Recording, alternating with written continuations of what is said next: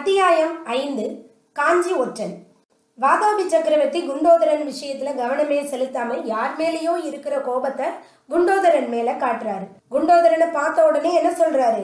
இவனை யானையின் காலால் இடற செய்யுங்கள் அப்படின்னு ஒரு கட்டளைய போட்டுடுறாரு. அதே நேரத்துல வாதாபி சக்கரவர்த்திக்கு அருகில இருக்கக்கூடிய ஒற்றர் தலைவன் ரொம்ப பணிவோட, அரசே, இவனை கொஞ்சம் விசாரணை செஞ்சுட்டு அதுக்கப்புறம் இவனுக்கான தண்டனையை நிறைவேற்றலாமா அப்படின்னு கேட்கிறாரு. உடனே வாதாபி சக்கரவர்த்தி அந்த ஒற்றர் தலைவனை பார்த்து சரி அப்படின்னு சொல்லி தலையை அசைக்கிறாரு. அதுக்கப்புறம் என்ன நினைச்சாரோ அவரே விசாரணைய ஆரம்பிக்கிறாரு. டே, நீ யாரு? என்ன வேலையா புறப்பட்ட? உண்மையை சொல்லு அப்படின்னு மிரட்டுறாரு. இதுவரைக்கும் உள்ள எந்த அத்தியாயத்திலையும் வாதாபி சக்கரவர்த்தி புலிகேசி விசாரணைய ஆரம்பிச்சாருன்னு கல்கி அவர்கள் சொன்னதே கிடையாது. ஏன்னா வாதாபி அரசருக்கு நம்மளுடைய தமிழ் மொழி தெரியாது. ஆனா இந்த அத்தியாயத்துல வாதாபி மன்னன் தன்னுடைய விசாரணையை ஆரம்பித்தான் அப்படின்னு எழுதியிருக்கிறார். அது போக டே, நீ யார் அப்படின்னு ஒரு கேள்வியை வேற வாதாபி மன்னன் கேட்கிறதா எழுதியிருக்கிறார். அப்ப என்ன அர்த்தம்? வாதாபி சக்கரவர்த்தி தமிழ கத்துக்கிட்டாருன்னு அர்த்தம். வாதாபி மன்னன் தமிழ்நாட்டுக்கு வந்து கிட்டத்தட்ட 18 மாசம் தாண்டியாச்சான். இந்த 18 மாசத்துல தமிழ நல்லா பேசவும் நம்ம பேசினா அதை புரிஞ்சுக்கவும் செய்யறாரு வாதாபி புலிகேசி. இந்த இடத்துல இன்னொரு விஷயத்தையும் நான் உங்களுக்கு ஞாபகப்படுத்துறேன். அப்படின்னா இந்த 18 மாச காலமா இவங்களால காஞ்சி கோட்டைக்குள்ள காலடி எடுத்து வைக்க முடியல அப்படிங்கிறதையும் நம்ம ஞாபகம் வச்சுக்கிடணும். சரி, இனிமேல் வாதாபி சக்கரவர்த்தி எப்படி விசாரிக்கிறாருங்கிறத நம்ம கேட்கலாம். டேய், நீ யாரா? எதுக்காக வந்த அப்படின்னு புலிகேசி கேட்ட கேள்விக்கு குண்டோதரன் பதில் சொல்ல ஆரம்பிக்கிறான். ஐயா, நான் எங்க அம்மாவுக்கு ஒரே பையன். கொள்ளிடத்துக்கு அந்த கரையில திருவெண்காட்டுக்கு போகலான்னு கிளம்பி வந்தேன். திருவெண்காட்டு வைத்தியரிடமிருந்து மருந்து வாங்குறதுக்காகத்தாங்க ஐயா வந்தேன் அப்படின்னு சொல்றான். எதுக்காகடா மருந்து? உனக்கு என்ன கேடு வந்துச்சு?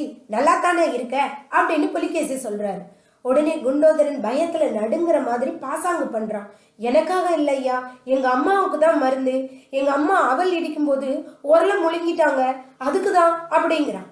இந்த மாதிரி ஒரு பதில கேட்ட உடனே அந்த அவையில இருந்த கொஞ்சம் பேர் சிரிச்சுட்டாங்க. புலிகேசி முகத்துல கூட லேசா புன்னகை தோன்றி மறையுது. என்னடா உளர்ற? உங்க அம்மா உரல முழுங்கிட்டாங்களா அப்படின்னு அதட்டி கேட்கிறாரு. இல்ல இல்ல, எங்க அம்மா உரல முழுங்கல, உலகையே தான் முழுங்கினாங்க அப்படின்னு அதிக பயத்தோட சொல்ற மாதிரி நடிக்கிறான் குண்டோதரன். உரல முழுங்கினாங்களா இல்ல உலகைய முழுங்கினாங்களா? தெளிவா சொல்லு அப்படின்னு கோபத்தோட சொல்றாரு புலிகேசி. இல்ல இல்ல, என் அம்மாவை உரல் முழுங்கிருச்சு அப்படிங்கிறான் குண்டோதரன். என்னடா என்கிட்டயே விளையாடுறியா? உன்னை என்ன செய்வேன் தெரியும்ல, தோலை உரிச்சு தொங்க விட்டுருவேன் அப்படிங்கிறாரு எங்க ஊர்ல சொல்ற மாதிரியே. ஐயா மன்னிச்சிருங்க ஐயா, உங்களெல்லாம் பார்த்தாலே எனக்கு ரொம்ப பயமா இருக்கு. அதனாலதான் மனசுல ஒண்ணு இருக்கு, நாக்கு எதையோ சொல்லுது அப்படிங்கிறான் குண்டோதரன். உடனே புலிகேசி சொல்றாரு, இப்போ பயம் இல்லாம நிதானமா யோசிச்சு உள்ளத உள்ளபடி சொல்லு அப்படிங்கிறாரு. எங்க அம்மா அவல் இடிச்சுக்கிட்டு இருந்தப்போ உலக தவறி எங்க அம்மா கையில விழுந்துருச்சா, அதனால எங்க அம்மா கையில காயம் ஏற்பட்டுருச்சு. அந்த காயத்துக்கு மருந்து வாங்குறதுக்காகத்தான் நான் திருவெண்காட்டு நமச்சிவாய வைத்தியரை பார்க்க போறேன் அப்படின்னு குண்டோதரன் சொல்றான். இவ்வளவுதானே, வேற ஒண்ணும் இல்லையே, உண்மைய சொல்லு, எதையும் மறைக்காத அப்படின்னு புலிகேசி கர்ஜிக்கிறாரு. ஐயா சத்தியமா சொல்றேன், உலகைக்கு தான் காயம் பட்டுச்சு அப்படின்னு மறுபடியும் வளர ஆரம்பிச்சிட்டான் குண்டோதரன். இத கேட்ட உடனே வாதாபி சக்கரவர்த்தி விழுந்து விழுந்து சிரிக்கிறாரு. பக்கத்துல இருந்த ஒற்றர் தலைவனை பார்த்து சொல்றாரு, இந்த பைத்தியக்காரனை என்ன செய்ய சொல்லுங்க அப்படிங்கிறாரு. ஆனா ஒற்றர் தலைவன் முகத்துல சிரிப்பே இல்லை. அவர் குண்டோதரனை பாக்குற பார்வையே வித்தியாசமா இருக்கு.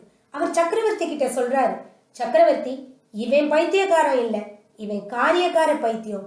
நெஞ்செழுத்தம் அதிகம் இவனுக்கு. இவனை சோதனை பண்ணும் போது இவன் கிட்ட இருந்து ஒரு ஓலையை எடுத்திருக்காங்க நம்ம வீரர்கள், இந்தாங்க அப்படின்னு சொல்லி புலிகேசி கிட்ட அந்த ஓலையை கொடுக்கறாப்ல. புலிகேசி லிகிதனை பாக்குறாரு. லிகிதன் அந்த ஓலையை வாங்கி வாசிக்க ஆரம்பிக்கிறாரு. மீன கொடியோனுக்கு ரிஷப கொடியோன் விடுத்த மடன்.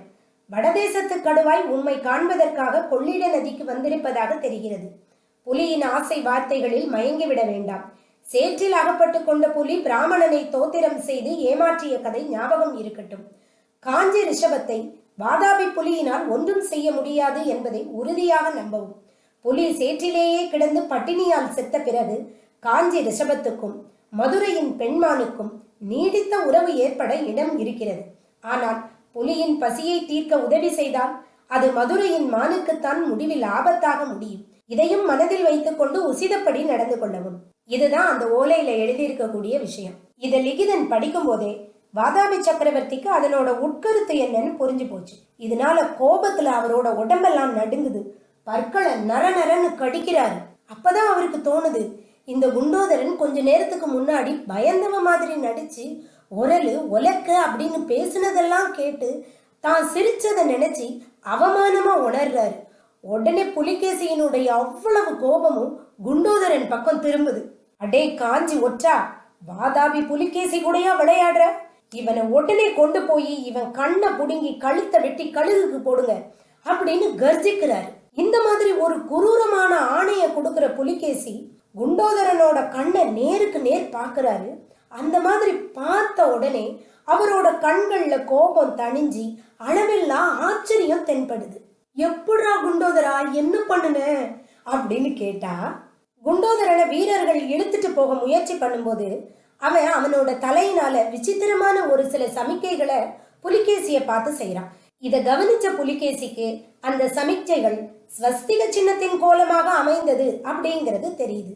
அதனால புலிகேசியினுடைய கண்கள்ல வியப்பின் குறி தோன்ற ஆரம்பிக்குது. புலிகேசி வீரர்களை பார்த்து சொல்றாரு, நெல்லுங்க, இந்த ஒற்றன் கிட்ட நான் இன்னும் கொஞ்சம் விஷயங்களை கேட்கணும்.